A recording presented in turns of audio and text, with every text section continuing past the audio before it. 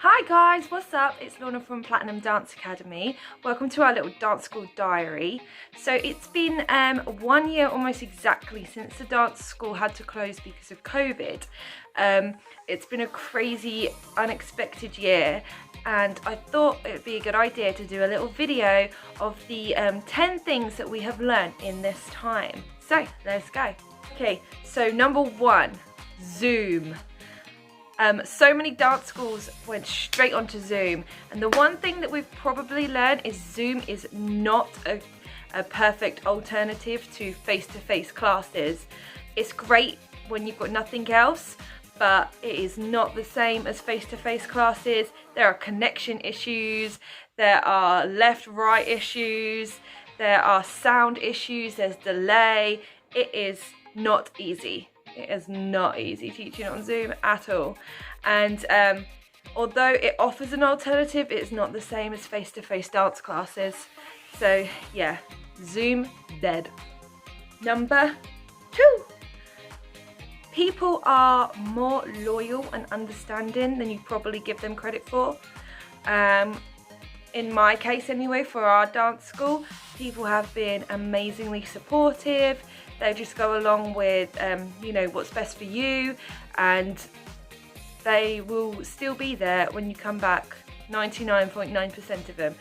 Number 3, toilet roll will come back. Isn't it crazy to think everybody was going mad for loo roll this time last year? I just looked at my memories on my Facebook and I was like, I genuinely need loo roll. Where can I get loo roll from? How crazy is that? Like, I managed to get loo roll. I was never out of loo roll, but people, if this happens again, there is enough loo roll for everyone. Don't be one of them people that stockpiles loo roll. Number 4, find other interests.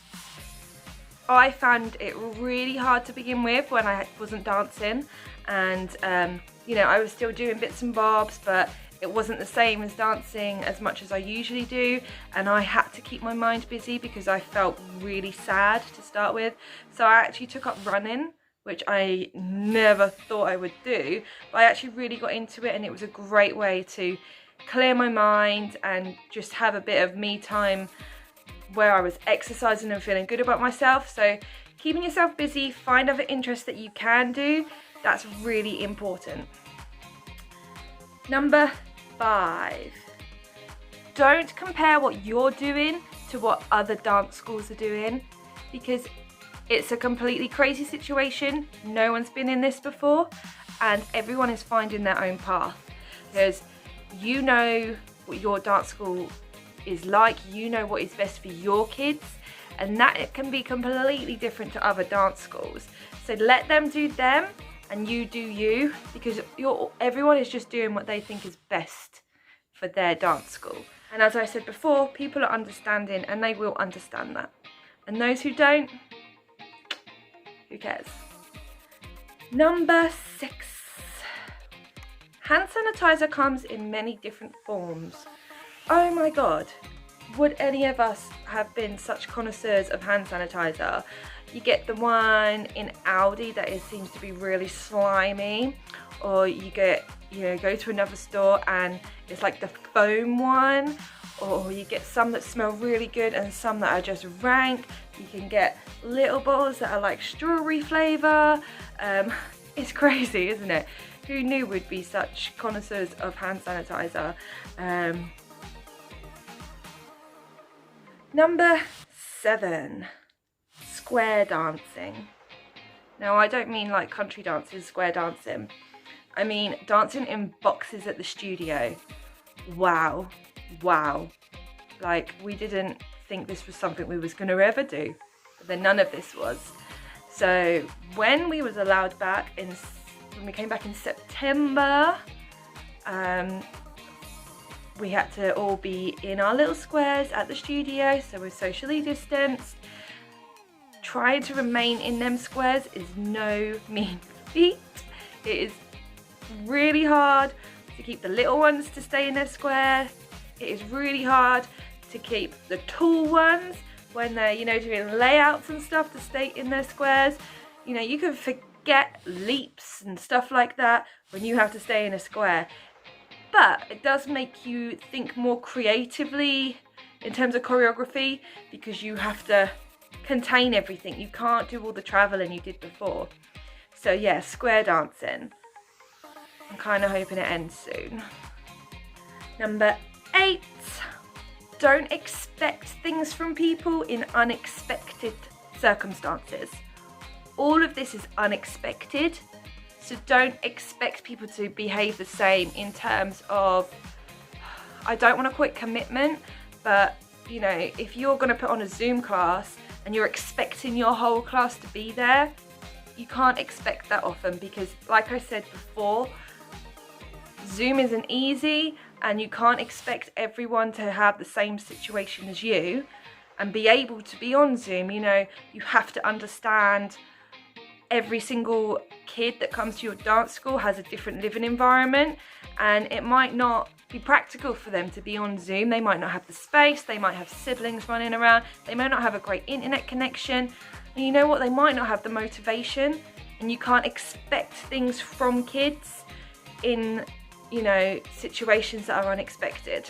Number 9, I think a lot of people have learned that what is most important and what we all miss is connection and togetherness. And I'm not talking through a screen, physical connection and togetherness.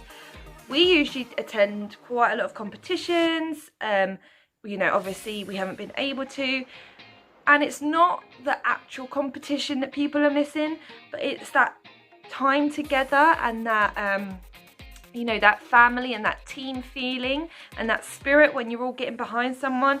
That is what people miss.